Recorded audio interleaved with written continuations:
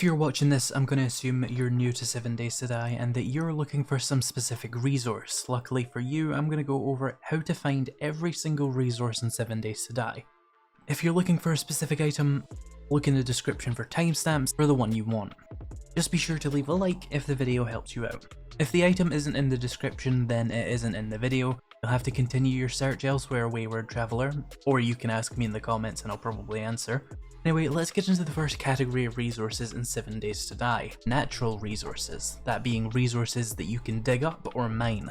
First is plant fibers, of course. Just punch some grass. Later on in the game, you can use a shovel to dig up some hay bales, and you will get a little bit of plant fiber, but really just touch the grass, it's fine. Clay is of course next, and you use a shovel on grassy terrain like this, or you use a shovel on dirt soil. Dirt soil is better because it gives you the same amount of clay as grassy terrain, but it has 50 less health, meaning you can mine it faster. Dirt soil can be found on the surface of farm POIs or by digging away the first layer of terrain in most biomes.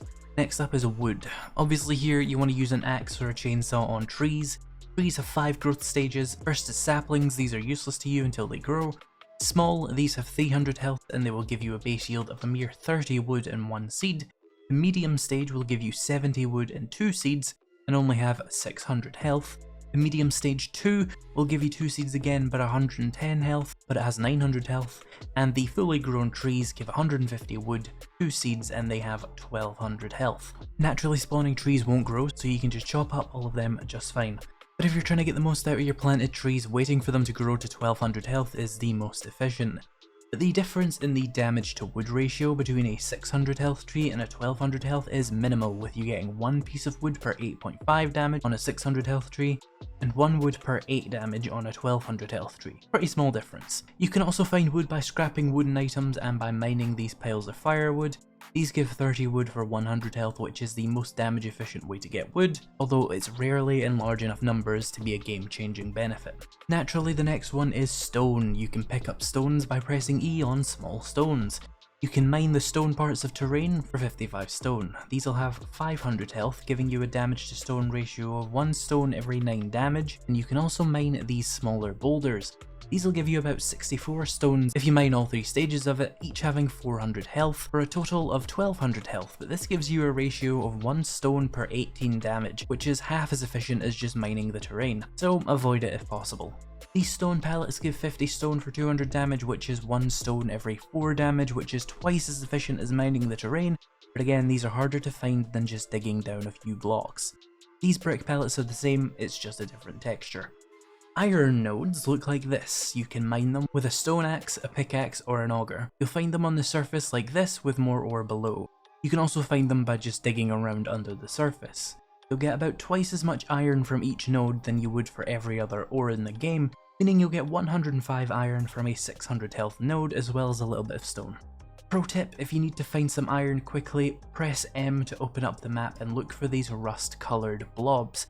Those are the surface nodes of iron nearby. You can just head over there and just mine them.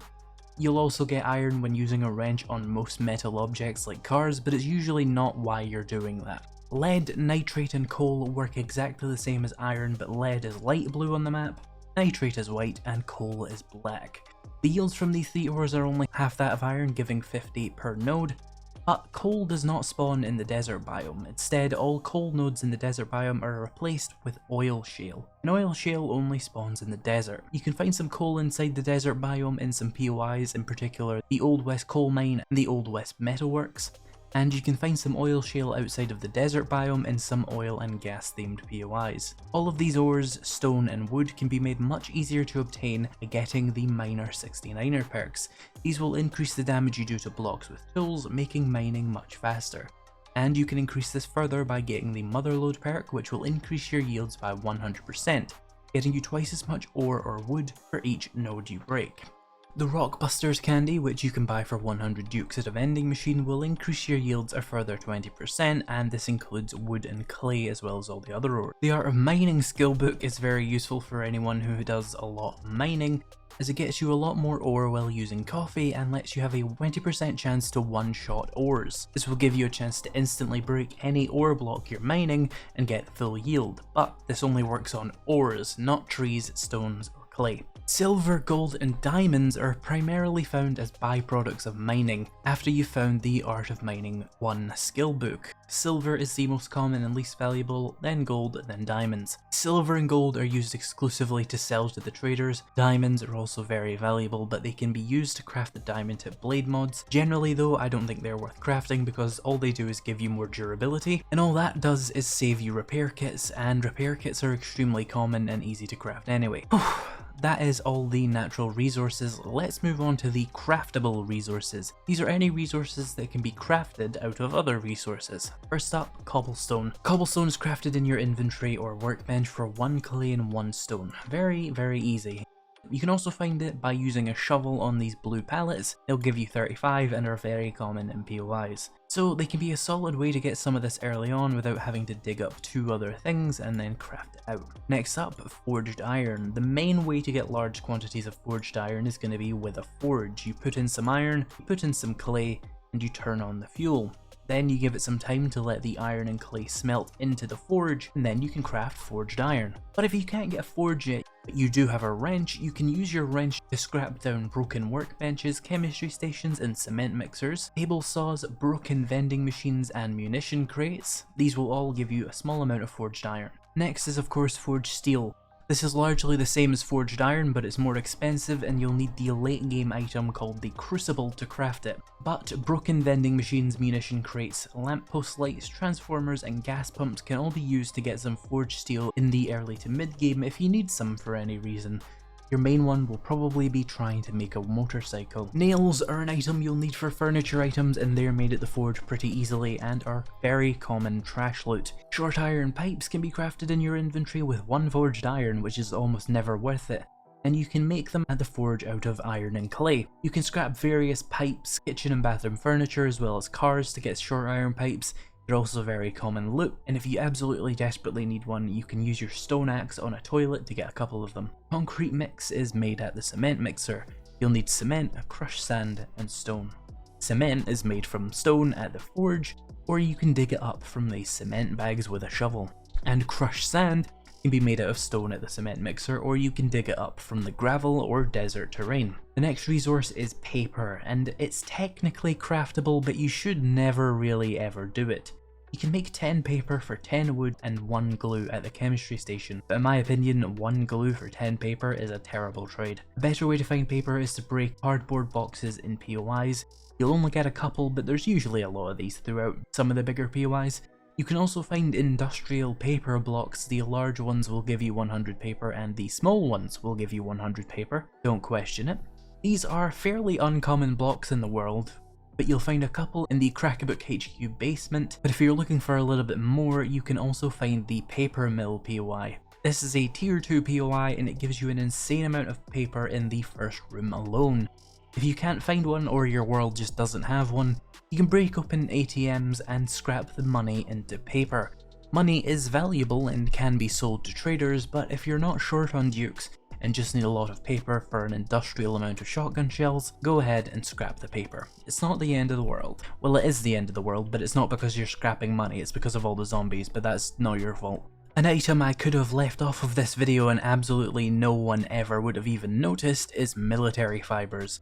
Military fibers are made at the chemistry station out of plant fibers, scrap polymer, duct tape and acid. Never waste your acid on this. I've played this game for thousands of hours and never once crafted military armor. The game will always give you it, long before you can craft this material anyway. If you need some military fiber anyway for some reason, still don't ever craft it. If you complete the Wasteland Treasures book series, you can harvest it from metal chairs and military trucks. But seriously, thousands of hours and I've never used this material. Military armor is extremely easy to get a hold of without crafting anyway. Another potential acid waster is batteries. They're crafted with lead, acid and scrap polymer. Again, just don't waste your acid on this. Car batteries are very common from scrapping cars and trucks. A car needs to be in the middle damage state to drop a battery, so don't bother with the frame wrecks if you're looking for these. Also, you'll usually need to get the truck down to about 50% health before the battery will drop. Speaking of cars and trucks, we have gasoline.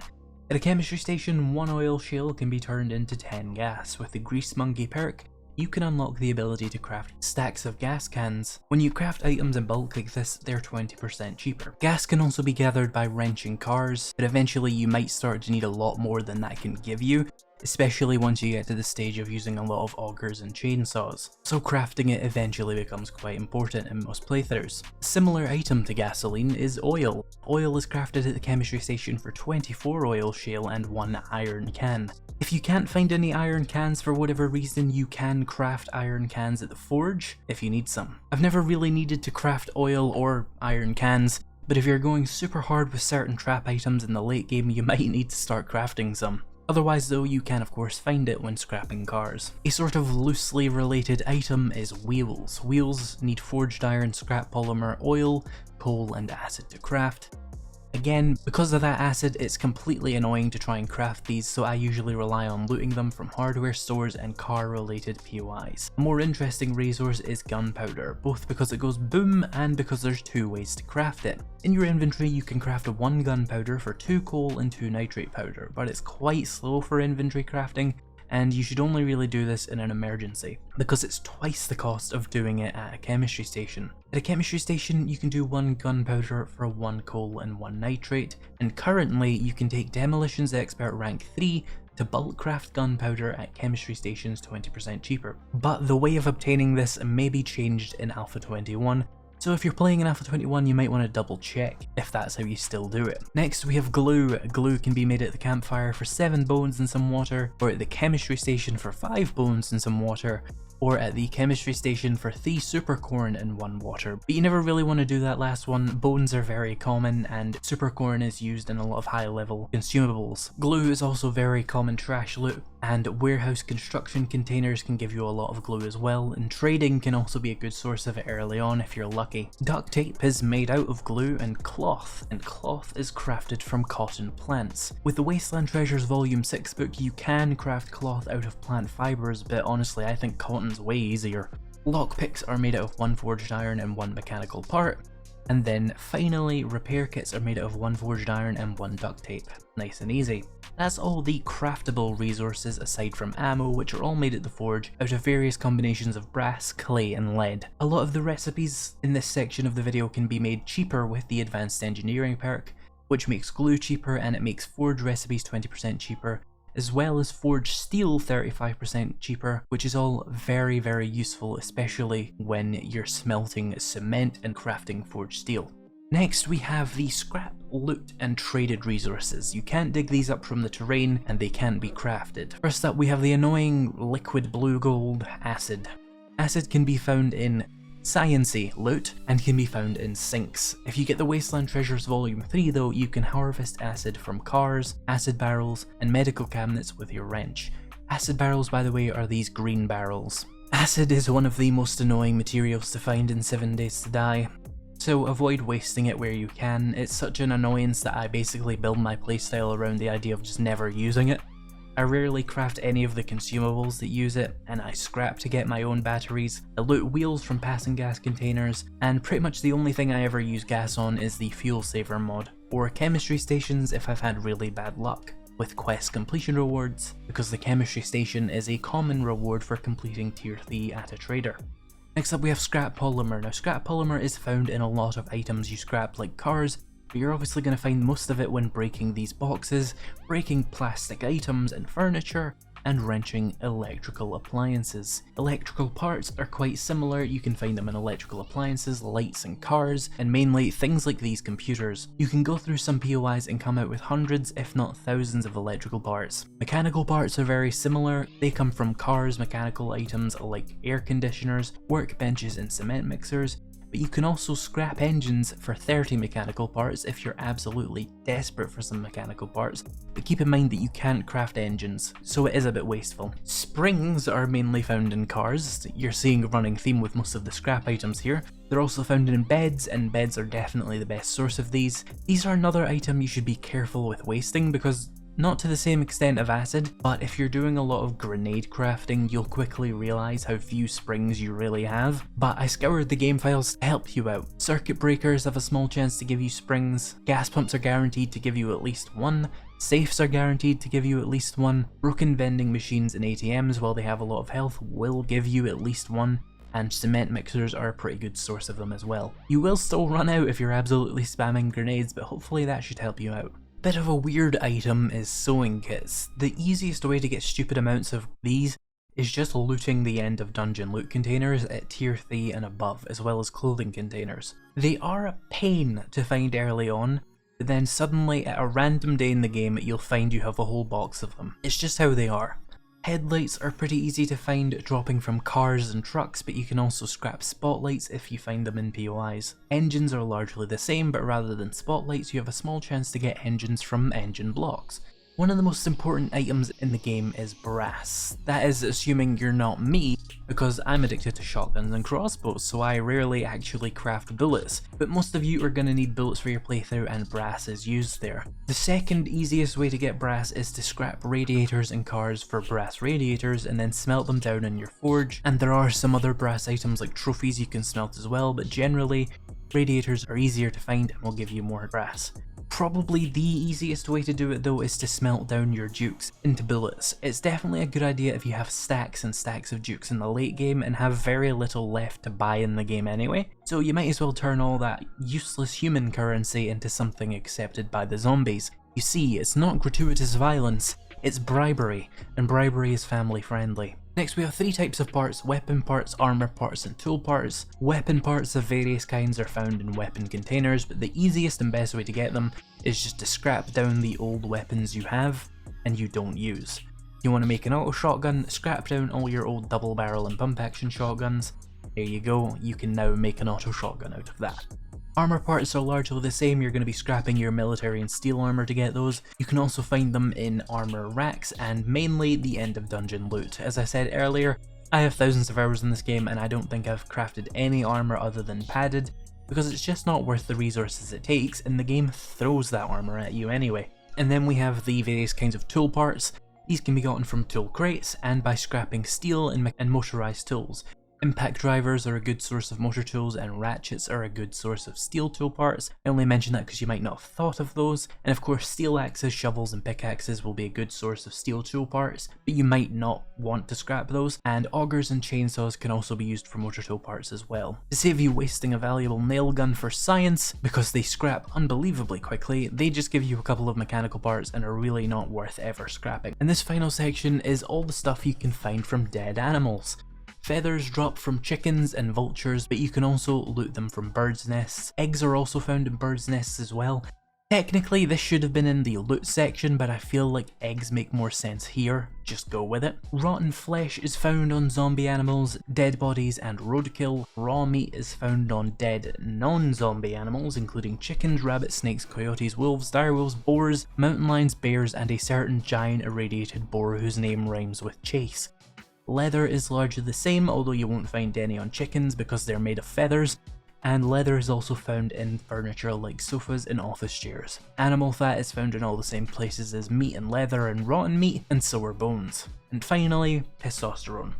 This is mainly found in dead bears and zombie bears, but you can also loot it from some medical containers. You should always use a knife or machete to collect these, or you'll get a reduced yield. You can use the Huntsman perk in the Fortitude tree to get more resources from skinning your kills. That is all of the resources in 7 Days to Die, at least that I could think of. I'm aware I didn't cover anything that you farm in this video because 1, it's mostly useless anyway, and 2, if I'm going to be doing it, I'll give it its own video because this video is long enough as it is. Anyway, hopefully you found this video helpful. If you did, be sure to leave a like and subscribe for more 7 Days to Die tutorials. If you want a video like this but where I go over different types of zombies in 7 Days to Die, why not click on this video on the right? Or if you want one about medicine, click the other one. Thank you to my channel members and patrons for making this video possible, and thank you so much for watching, and I'll see you in the next video.